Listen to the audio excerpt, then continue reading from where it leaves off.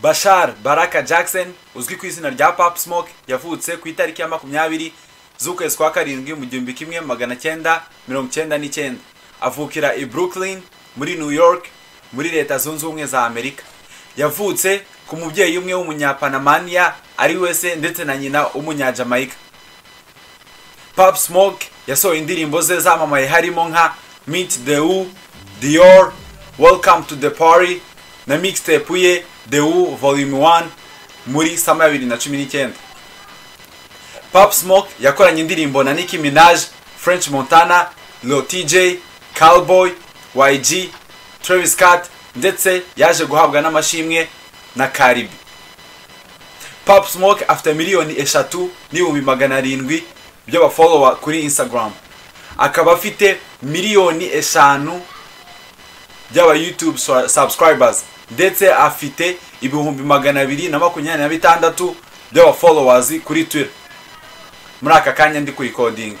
Mu kiganiro yakoranye n'ikinyamakuru cyitwa XXL cyo muri Amerika, yavuze yuko iyo ukiri umwana uba ufite amahitamo atatu: gukina basket, gucuruza ibiyobyabwenge ndetse no kurapa. Yavuze ko ibyo byose uko ari bitatu yabikoze kandi ngo yari umuhanga mu kubikora. Afite imyaka 15 baje kumusangana ikibazo cy'indwara y'umutima bituma intego ze zo gukina basket muri NBA atazigeraho. Muri iyi video mureba murabona ko nubwo ataragifite amahirwe yo gukina basket bitatumye adakomeza kujyaza kure imyitozo y'inshuti ze biganaga kuri Rocktop Academy ndetse bagakina. Nyuma yuko gukina basket abonye ko bitazashoboka, yahisemo gucuruza ibiyobyabwenge ndetse no kurapa. Nyuma yo kuza imyaka 16 yaje kwirukanwa mu ishuri aho yigaga kuri Rocktop Academy. Nyuma yuko bamusanganye imbunda ku ishuri aza no gufunga imyaka 2, nyuma baza kumufungisha ijisho ari byo bita house arrest. Aza gutegekwa kwambara icyuma cyo mu kaguru cyitwa ankle bracelet kugeza aho ibirego yaregwaga byaje guteshwa agaciro. Byakunzwe kuvuga yuko ari umunyamuryango wa Brooklyn gang yitwaga 23G Stone Crips. Yakundaga kujya kureba inshuti ye yo mu bwana Jay Guapo muri studio bakaba bachilling. Noneho umunsi umwe bari muri studio, Jay Guapo yanyoye ibiyobyabwenge arasinzira, nuko Pop Smoke afata microphone atangira kurapa ku nshuro ye ya mbere.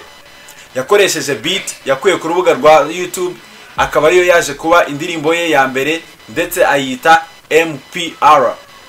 Hadaciye iminsi yahise asinyishwa na Victor Worldwide ndetse na Universal Music Group. Byahise bituma ava muri genge yabagamo atangira kwita ku muziki we gusa, yari akeneye beat cyane. Yaje gusubira kuri ya YouTube channel yakuyeho beat ye ya mbere, niho yaje guhurira n'umuproducer witwa 808 Melo. Nyuma akaba yaraje gukora Pop Smoke production ya Meet the Who Volume 1. Aba bombi baje guhimba uburyo bushya bw'injyana yitwa drill music. Nyuma yaho Pop Smoke yahise asohora indirimbo ye yise Welcome to the Party muri sama ya 2019. Ikaba yarakorewe remix n'umuraperikazi Nicki Minaj ndetse na Skepta. Muri interview yakoranye n'ikinyamakuru cyitwa Genius cyo muri Amerika, Pop Smoke yavuze ko izina rye ari combination ya Papa, nickname yahawe na nyirakuru we, ndetse na Smoke or Guap, nickname yahawe n'inshuti ze zo mu bwana.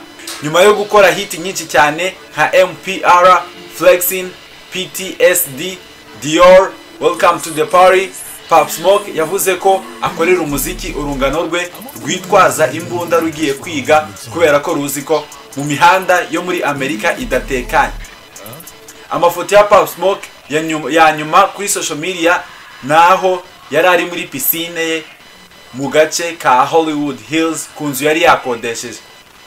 Yaje kuraswa bikomeye aza no kwicwa bamwinjiranye mu icumbi rye. Urupfu rwe rwaje gutangazwa mu gitondo cyo kuwa 20 z'ukwezi kwa kabiri 2020. Nyuma y'urupfu rwe itsinda rye ryaje gusohora album ye yiswe Shoot for the Stars.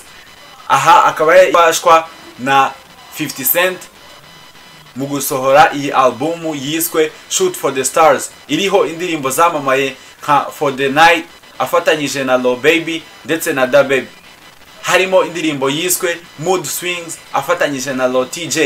reka amateka ya Pop Smoke tuyahinira ahangaha, mukomeze kugira umunsi